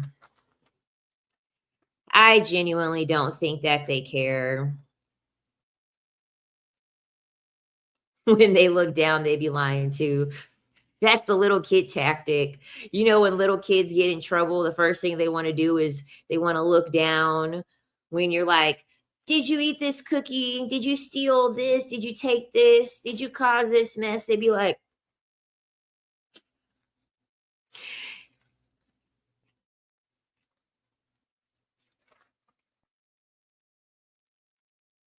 yeah, exactly. They only care when it's cheating on them. That's the only time that they care. Because you reminded them that they don't own you. You reminded them that they don't own you and that you're a human with free will. And you're exercising your free will just like they're doing. They're being reminded that you're not a willful caged animal.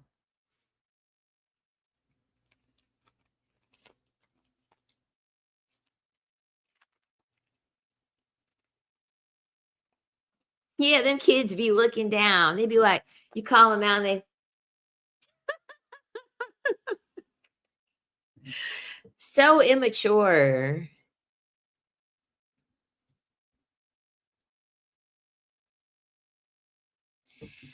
I told you why they want you to be I told you why they want you to be their girlfriend and then do the opposite. It's because they're trying to destabilize you and get you confused so that way you stick around longer. As a woman, you're going to save yourself a lot of trouble in life when you quit putting why and men in the same sentence. Okay? Especially when I'm giving you the answers. Okay? And the reason why is because women project too much of themselves onto men. You're not a man. It's never going to make sense to you because you're not a man. Okay, so it's never, ever, ever going to make sense. You don't have the same hormones as a man. You don't have the same brain as a man. You don't have the same body as a man. You don't have the same societal conditioning as a man. You're never going to truly understand it because you're not a man.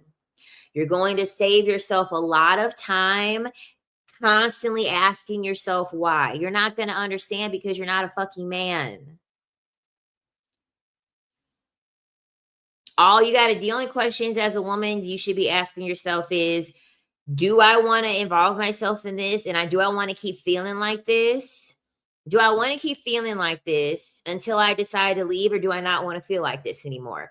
Those are the only questions as a woman you should be asking yourself. Do I want to keep feeling like this or not? Do I want to keep experiencing this experience that this man is giving me or not? Those are the only questions you should be asking yourself, because no matter how much I dismantle this stuff, no matter how much I dissect this stuff down and give you all the whys and the rhyme or reason, it's not going to change the fact that when you're dealing with these men, it's not going to change the feelings that they give you, especially if they're negative feelings. You knowing the why isn't going to change the fact that they're saying one thing and doing another, and they're making empty promises, and they're betraying you, and they're being narcissistic. You knowing the why behind it isn't going to change the fact that they're going to do it to you, and you're going to feel some type of way if they do it to you.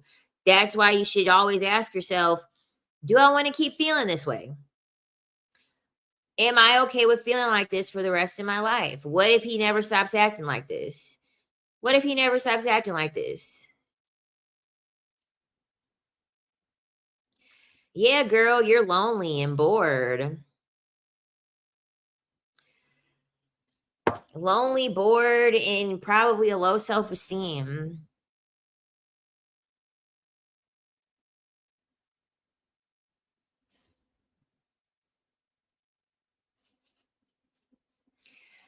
When you're asking why, I feel like that's a path to sticking around longer so you can get more receipts for yourself to understand why. Exactly. Like I said earlier in the live stream, justifications. As soon as women start trying to give justifications and they ask a question and they want to list why he's doing this, he's doing it because of this, he's doing it because of that. No, you're just trying to give yourself more justifications to allow the behavior.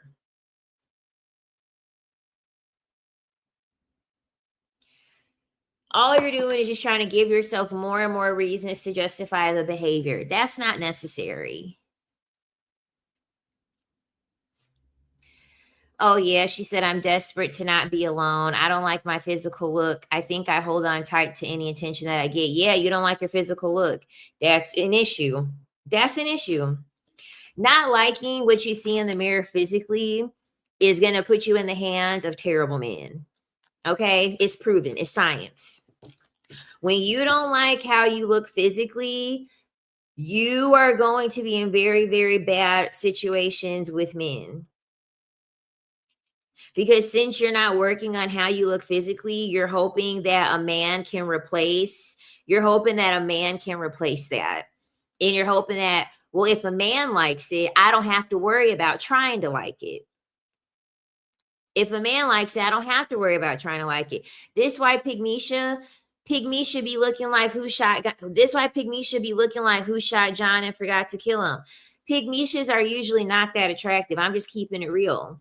It's not that they're not pretty. It's just Pygmisha doesn't want to do the work to like what she sees in the mirror. And so Pygmisha wants to be lazy. And so Pygmisha is like, you want to know what? If I find a man that likes what he sees or pretends to like what he sees, because if I'm being honest, that's usually what it is. They're pretending to like what they see. That way they can have 50% of their bills paid. They can have in-house punani. They can have a plate on the table every day, and they can have a maid around the house. So they're going to pretend that they like it. And so Pygmisha is like, you want to know what? I'm going to just deal with a man, because then if a man likes it, that means I don't have to do the work of having to like it. I don't have to do the work of having to like it because he likes it. So what do I need to improve on if he likes it already? Don't be that woman. Please don't be that woman. Always like what you see in the mirror for yourself, not for anybody else. Not because you want to get a man, not because you're trying to get approval from anybody. You have to like what you see in the mirror because you like what you see in the mirror.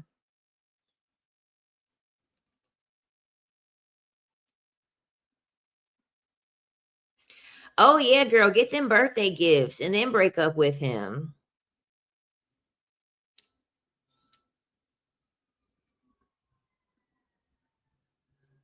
Oh, girl, and your birthday is in 10 days. Happy early birthday. That's nothing. You only got a week and a half to deal with this man anymore, girl. Get your gifts, get your cash, get your celebration, and then break up with him. Get what you need and break up. Men do it all the time.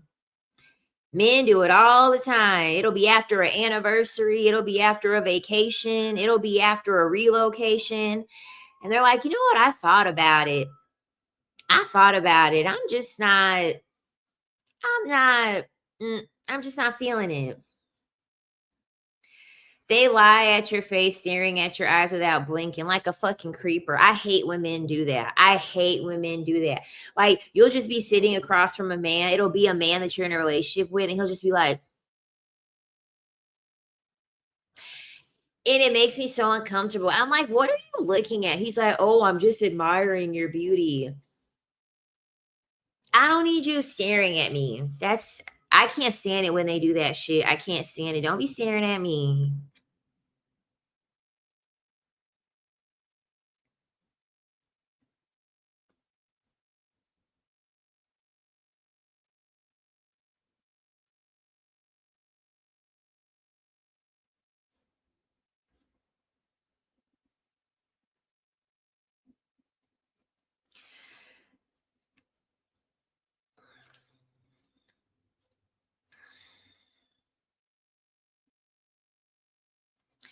Yeah, take time for yourself. Focus on your level up. She said, "Nah, they plotting and scheming." I make a rat face when they stare. I'm hollering.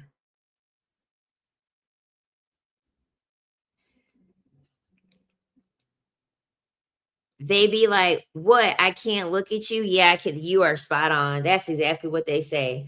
What? I can't look at you? No, you can't look at me. You're trying to steal somebody's soul. Get up out of here. Get up out of here with that nonsense. No, you can't look at me. Mm-mm. No, sir, you cannot. You cannot.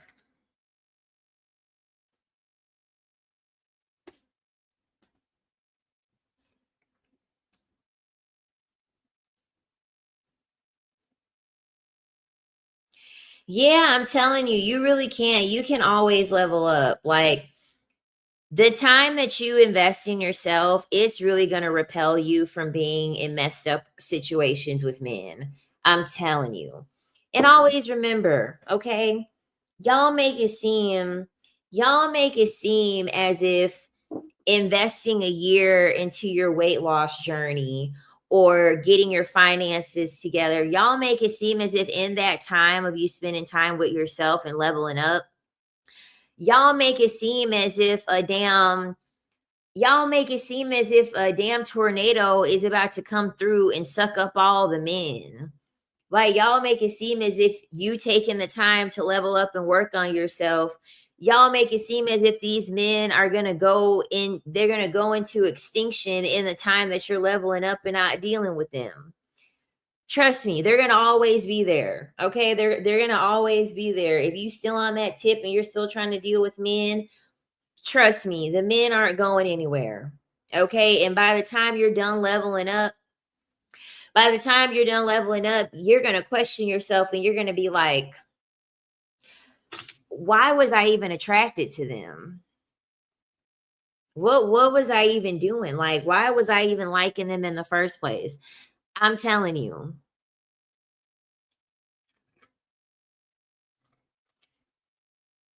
Like, you're really going to question your attraction to them after you level up. And then once you see how hard they're going to try to humble you because they see that you actually care about yourself, you have a high self-esteem, you're confident, you're put together, you're really going to be turned off from them. You're going to be like, I didn't level myself up and invest all this time into my beauty, my intellect, my finances, my mental health. You're gonna see here, you're gonna be like, I didn't invest all this time into my level up for somebody to humble me and for somebody to try to make me feel bad about myself. And then you're really not gonna put up with any shit then. They might not even be born yet, LOL, if you're planning to be a cougar. Exactly. Exactly. He the man you think that you missing out on is in somebody's high school algebra class right now.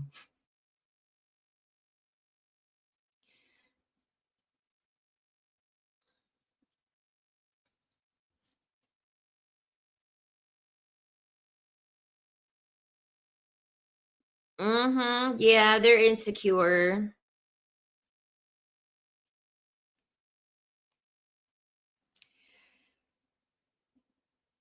I hate it when people ask this question. Do you think there are some good men out there, like a small percentage?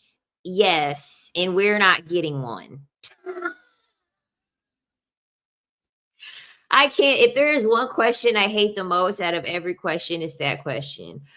Do you think there are some good men out there, like a small percentage? Yes, and we're not getting one.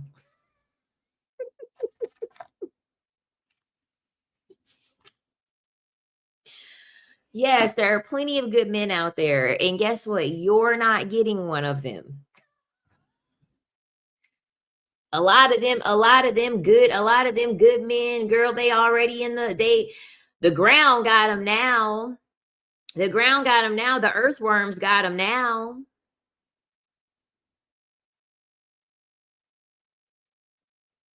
Exactly, and they are bad with women. That's the gag. Exactly.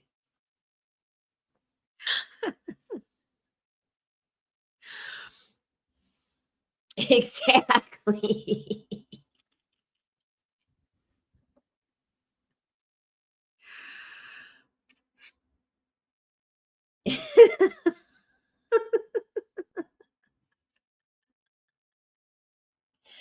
Like, let me bring y'all back down to earth because when y'all be asking, oh, are there any good men out there? Yup, they limited edition.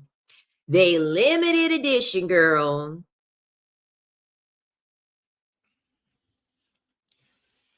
They limited edition and they never go on sale. And they never give a release date.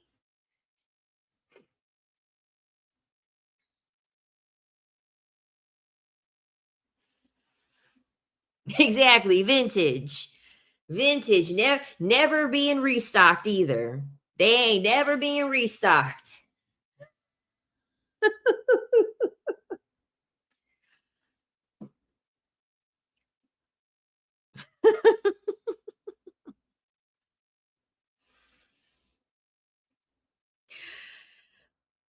Because in my opinion, the good men out there aren't good enough for me. Okay, I'm sorry. The good men out there, they're not good enough for me. They're just not. They're just not. I vibrate too high on a frequency. Most men, even the good men haven't done a fraction of the fucking work to get to the level of an ascended woman. They haven't done a fucking fraction of the work to get to the level of an ascended woman. A good man is just a good man in the 3D realm. A good man is just a good man in the 3D realm, right? He societally, house, car, job, handles his business, stays out the way, but that's it. Everything else inside of him is empty. That's the reason why you got billionaires out here still trying to take over the world, still clinching for power despite how much money that they have, because they're good men in the 3D world, but on a deeper level, they're hollow. They're hollow as fuck because they haven't done the work to spiritually ascend in any type of way. It requires a lot of work for a man to do that because they're not connected to source because they don't give birth.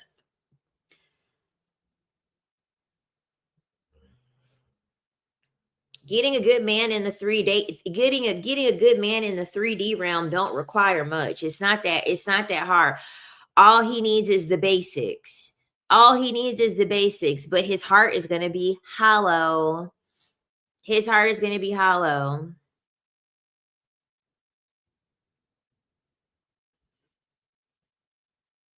Exactly. The good men have died already because, girl, them was the men that was in war.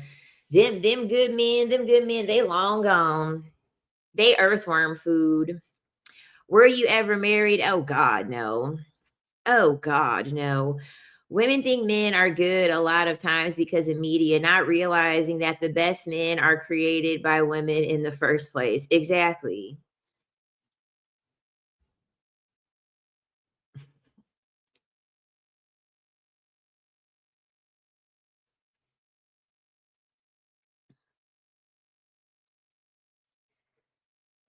There's a story on Reddit about a dude buying his mom a dress his girlfriend was swooning about and let the mom parade it on the girlfriend's birthday because to him she needed to be humble for liking a dress. He need to go marry his mama.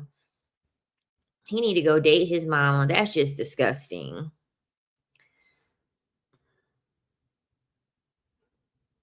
Exactly. You escape the matrix once you decenter men. It's the same thing. You realize it was all fake.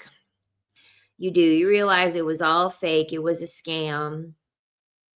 You do. You realize it was all a facade. It was never real.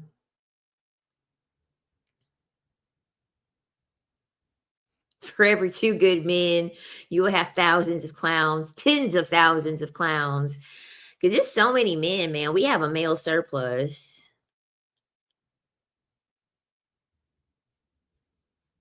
For every one good man, it's a million fucked up men. That's how bad it is. For every good man, it's a million fucked up men.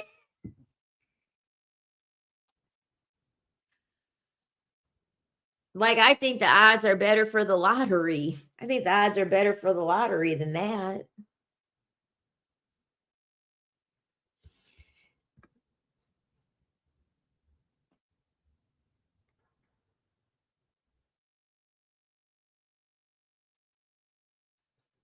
A man tries to become a good man when he becomes wheelchair bounded or had a stroke. Girl, that won't even stop him. That won't even stop him. Yes, I'm gonna post on the spiritual channel on over the weekend. It'll be on Sunday. Okay, I'm gonna do it on Sunday because I have my show this week for pole. So I'm not trying to do too much. I'm ready to get that done and over with, and then I can like be on top of things more. Why are so many women don't realize of these truths? Because the brainwashing is so covert and insidious, you don't even realize it. You don't even realize it.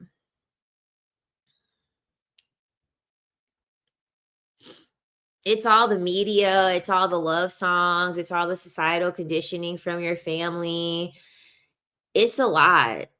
It's a lot that is put into it's a lot of effort in different ways that is put into this creation of like you centering men. And no one even questions it. Just honestly, I never really liked men for real. Honestly, I never really liked men for real. Like honestly, the older I get, I'm like, you know what? I probably was just dealing with this them men so people didn't think I was gay.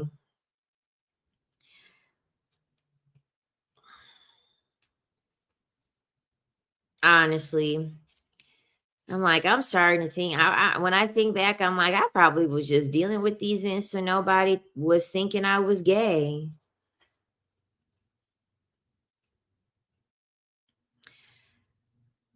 Do you think more women will decenter men in 2026 or will more pick me's come? Um, I think more women will decenter men. I do. I think more women will decenter men because men are not hiding how sinister they're willing to get with their efforts when it comes to them having access to women. And I think more and more women are starting to believe it and they're not taking it as like a joke. Like we just have so much social media. You know what I mean? She said I only like men when I'm ovulating. Child, they barely scratch the itch for me anymore. I'm celibate. I haven't touched one of them creatures. I haven't touched one of them creatures since March.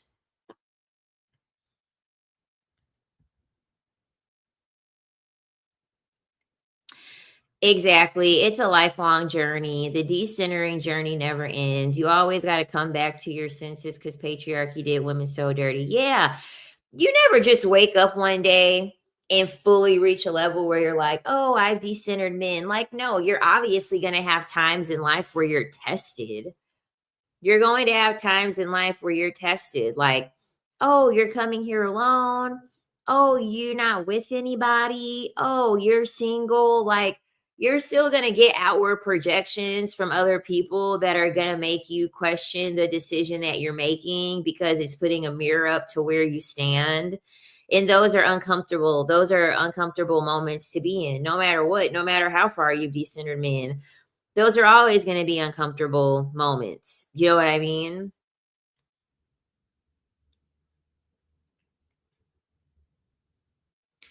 I did a video on the, Calhoun. I did a video on the Calhoun experiment. It's on this channel.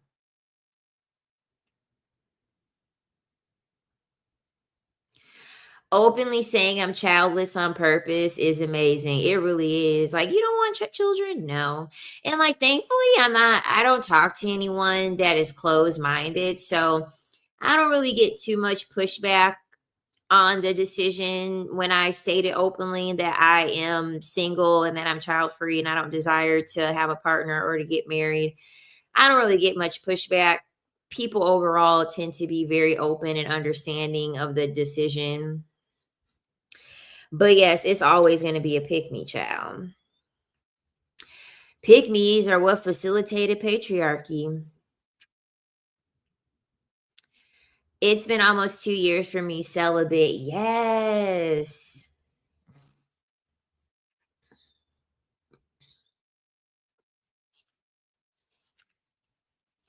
When I go to club parties, I always notice the men with the girlfriend have wandering eyes. Agreed. And the woman that they with, child, the woman that they with be in La La Land. She be thinking she got it on lock. She be thinking she got it on lock. Okay. She over there shaking her booty. They in the club, he behind her, and she like, she got her drink or whatever.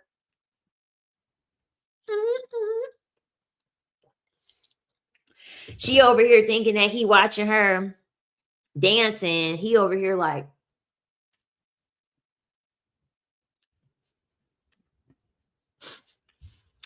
he over here, he done looked at 3 sets of cheeks already.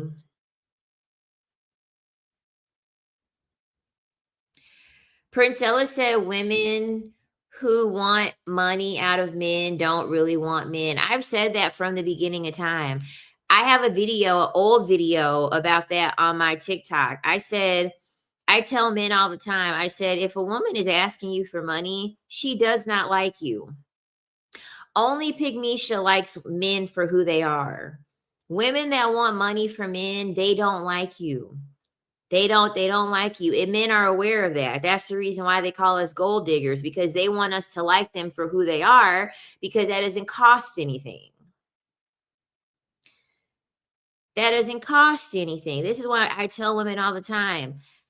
I'll have so many women on TikTok talk about, I fell in love with my sugar daddy. I fell in love with my provider. Stupid. Stupid. You can't mix the two. You can't mix the two. And they're like, I don't know what to do. Now he's controlling me and now he knows everything and da, da, da.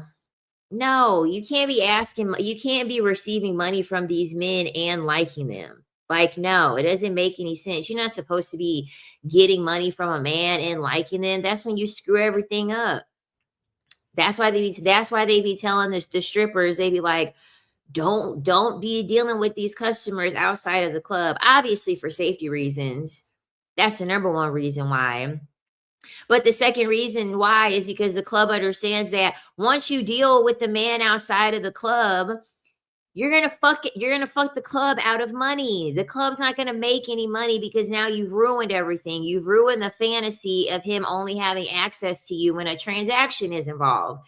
Now you're dealing with this man outside of the club being the buffer to remember that, hey, this is a transaction and you need to be giving me money. Yes, loving a man is loving a man is super old school. Like, it's not in style anymore. It's not in style anymore.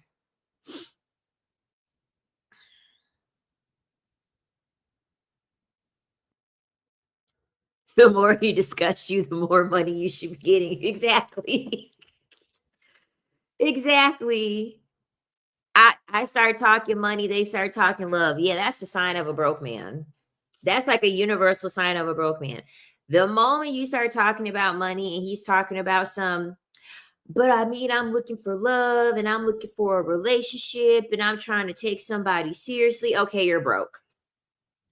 You're broke. Okay. You can't sell me with love. You got to go to Pygmisha. I'm only going to be on here for 7 more minutes because I got to get ready to go. I got to get ready to go. And yes, I mean, it would be nice if you guys could like the live stream. I think most people forget to like the live stream, to be honest, but just press the thumbs up if you all don't mind. It just helps push the video out.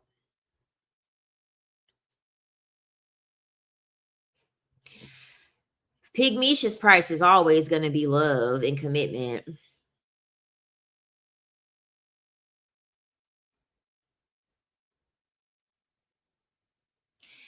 If he's one of the unicorns that is on your level and meets your standards, though, it's okay to fall in love, right? If you fall in love, who's going to catch you? That's why they call it falling in love. What, name one place that you want to fall. Name a place that you want to fall. Name a place that you want to go to and you're like, you want to know what? I want to go fall here. No, the whole purpose of you falling in love is so that someone can't catch you. No, you should be so in love with yourself.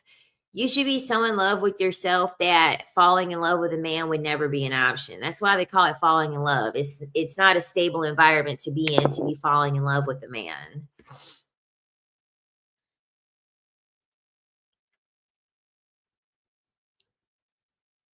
in a bed full of money and puppies. Exactly. Fall in love with a man for what? Why isn't Pygmesia enough for them though? Because men understand that they're not likable people and they're not lovable people. So they love the fact that they love the fact that they benefit from Pygmesia liking them. But Pygmesia don't really look like nothing a lot of the time. Pygmesia's boring, so he can't really get a whole lot of social value by being with Pygmesia. And men don't even like other men. Like men don't even like other men for real. So men are always going to question, why is she doing all this stuff for me? Honestly, why is she doing all this stuff for me? And men tell on themselves too when they have this mentality about why you slept with them. Like, especially this whole thing about like when you sleep with men fast. You ever have men be like, well, if she slept with me fast, that must mean that she slept with everyone that fast. Because men understand that inherently they're not good people. So they don't understand why you're just sleeping with them. They don't understand why you're just sleeping with them willy nilly. They think it's off, they think it's wrong because they know how nasty and disgusting and awful people they are. So they look at you crazy because they're like, you slept with me a little bit too fast. Like, women are expecting for men to want to sleep with us quick. Women are already expecting men to want to sleep with us fast. Women tend to not look at themselves and say, I'm dirty and I'm disgusting. I mean, I hope you're not thinking this, but I'm dirty and I'm disgusting and this man was attracted to me. Like, no, they want to sleep with you regardless of how you look.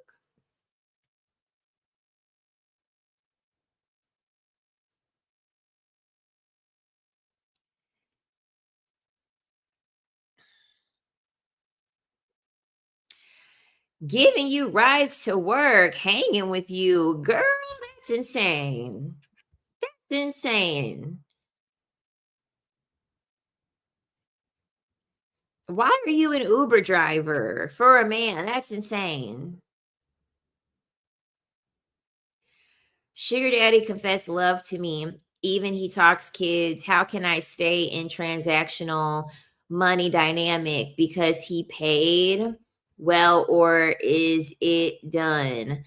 Just keep dragging it out. Just keep dragging it out. Make sure you are on birth control and you're using condoms. Okay, don't let the sugar daddy catch you slipping. But when he makes that type of talk, just be like, yeah, we'll see. Just drag it out.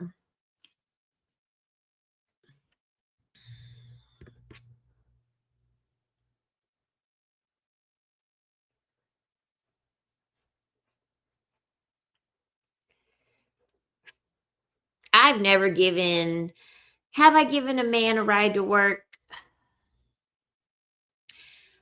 I picked my ex up from work maybe like 3 times, and then I was like, "Okay, I'm not doing this shit no more." Um, and I think that's about the only time. My tolerance is low, and I'm lazy. I'm not doing that shit.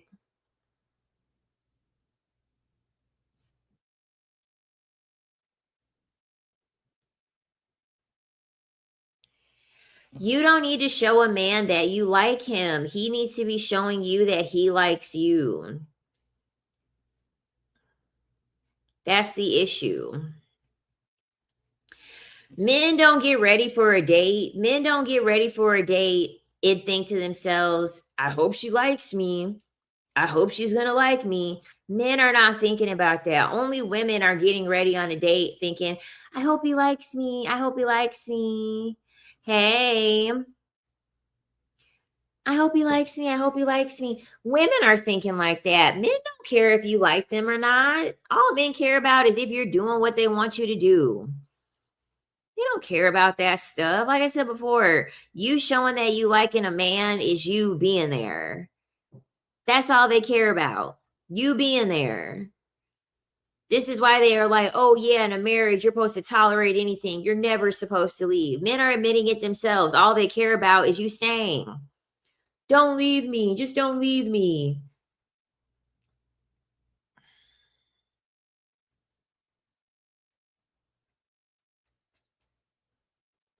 $50 guy is still texting Mama Sita. Why don't you answer my calls? Yeah, these men, like, you're giving way too much importance to these men.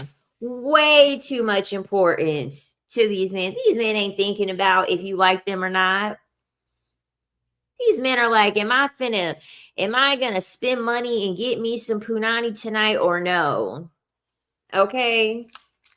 Like, they're not like, oh, I hope she like me. Like, no, they don't care about that mess. But y'all, I gotta get off of here. I gotta get off of here. Don't forget to like, don't forget to subscribe. Once the video is saved, please comment, tell me your thoughts. This was a super good live stream. And please just pay attention to the red flags. Please pay attention to the little feelings that you're getting that are making you feel uncomfortable. Please pay attention to any confusion that men might be presenting you with. And don't question it. Don't stick around longer than you need to. In order, to stick around longer than you need to. Ciao, just leave. Okay. So I will see y'all next time. Bye.